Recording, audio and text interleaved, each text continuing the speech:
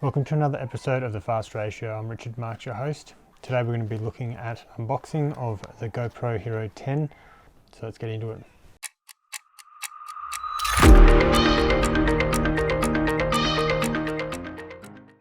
So far, prior to getting the GoPro, I decided to purchase a cheaper variant.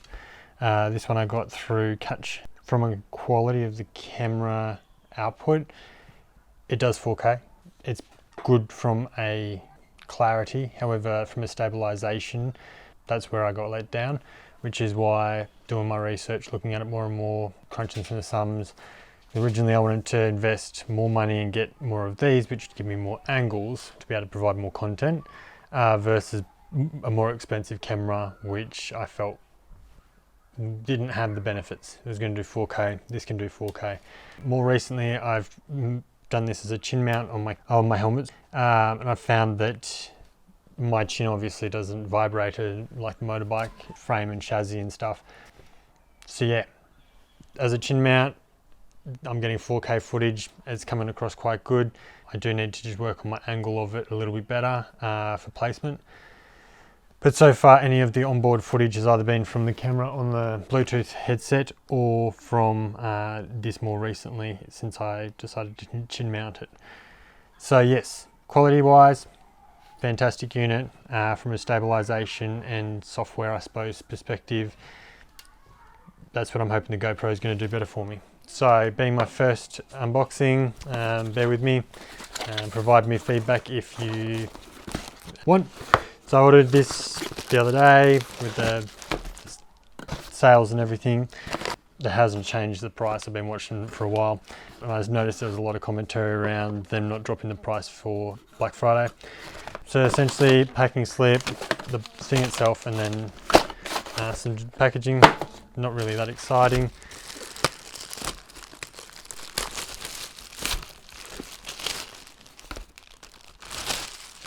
So this is the bundle, special bundle accessory pack.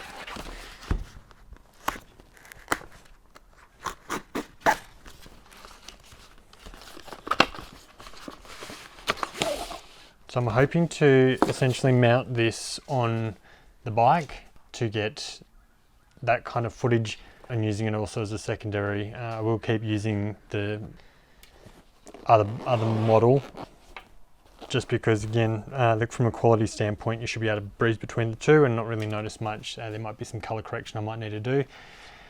Because I'd seen a number of these reviews, everyone said it comes uncharged batteries essentially, because in order for shipping, they have to charge them at like 10% I think, or 20% max. So I had done some research and jumped on and got this Tiansun. It's got 3 batteries, and it also runs as a charging unit itself with a USB-C. So I ordered that, so I charged up those 3 batteries so that when this arrived, I could essentially power it on straight away, and I don't like being patient and having to wait. So 2 GoPro batteries themselves with this unit. It's got this magnet clip, which will be good for the bike because I don't want to necessarily have permanent mounts on my mirrors and stuff like that, but it means I can move the camera around the bike. USB-C charger cable, the GoPro itself, and then we've just got some mounts which most of my other units should, and they're pretty standard. Some thumb screw, and this is a little handheld bit, and also works as like a mini tripod as well.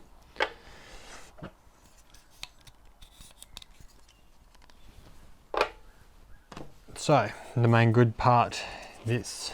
Oh, and there was also a memory card as well, which I believe they pop into there. Or they've decided to put it in the unit. Let's see. Or they forgot to ship it. Very firm. So they haven't put the memory card in this unit. And it doesn't look like they've shipped it with this one either, which isn't the end of the earth. but I will follow it up. Supposed to only be a 32. Oh, here it is. I was wondering what that piece of plastic was. You can be careful not to throw it rubbish straight away. They had shipped it. Very good. So that's all you got. Some literature on how to use a GoPro, which is sort of self-explanatory, especially if you have looked at anything on YouTube. It's flooding with GoPro info. So essentially, like I say, the batteries that come out of the box are essentially dead. So you need to do firmware upgrades, software upgrades, stuff like that. So I'm going to use my foreign battery and bust open this. So I've got a memory card.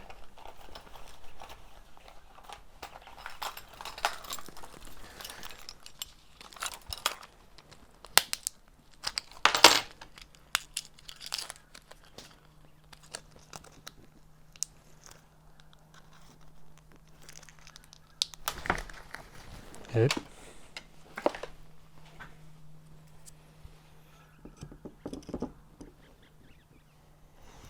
So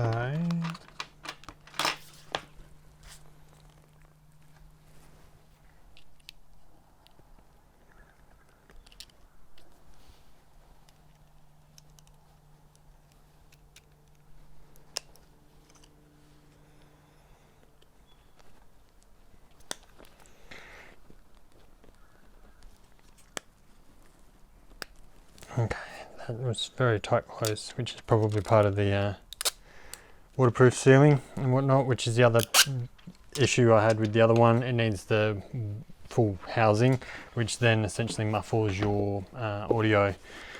So it's sort of, you've either got to have that payout of one or the other. With the power on, and go through the steps, setup steps. So in this, I'm going to have to pinch my camera, pinch my phone, so I can record this. Alright, so before I got going, I have the GoPro Quick app. So launch that. It's all signed in with me. English, my preferred language. Agree to the legal stuff. GPS you can turn on and off, and then it tells you to load up this and hit the pairing. We found your GoPro, pair camera, pair, beeps. Now it's saying, do you want to update the time based off the Quick app? So sure. Open the GoPro Quick app, and I am. Call it what you want.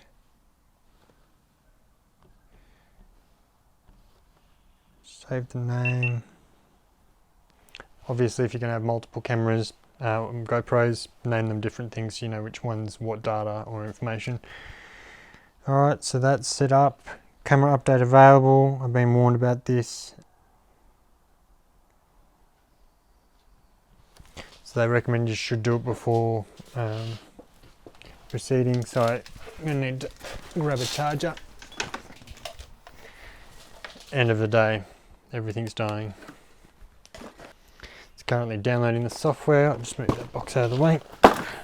Downloading the software. And we'll see how long that takes to organise itself.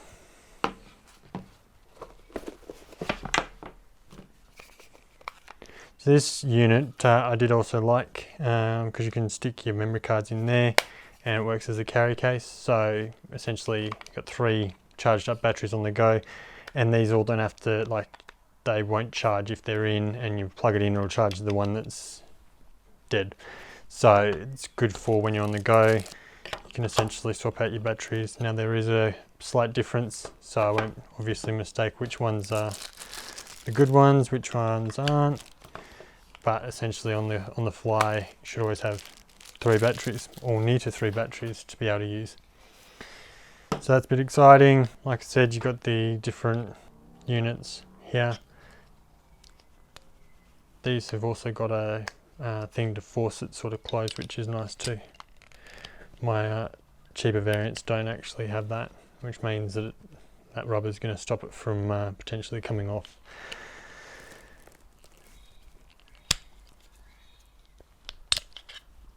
So that's pretty cool. It's also a magnet as well, so that's pretty cool. If you've got a fuel tank on a motorbike, you've kind of got many metallic surfaces in that way. So yeah, and then the carry case, so that's a curved one that comes with it as well, a motorbike helmet mount if you wanted to. It's not a bad little setup. Obviously it's all trying to be compact and small. That's what GoPro's all about, from my understanding anyway. So pushing that changes the mode, the power button, and then push and hold and it'll turn off. Not going to be too fussed on going over GoPro info as such. There's plenty of information out there. What I will be trying to provide for you guys is, in time, I'll do a little bit more in depth on the settings that I've chosen to do, why I've chosen that, and all that sort of information. For today, that was pretty much just doing an unboxing, giving you guys a quick glance at my new toy, and yeah, show you kind of comparison. There is a lot of weight difference. I am considering getting a media mod, which essentially gives you another mic, and it gives you the headphone jack input, so I can hook up my lav mic and it'll get better quality audio whilst I'm riding. Otherwise, yep, that's it for today. Thanks for watching. If you liked the video, hit the like button. If you want to subscribe. As for this one, I'll catch you on the next one.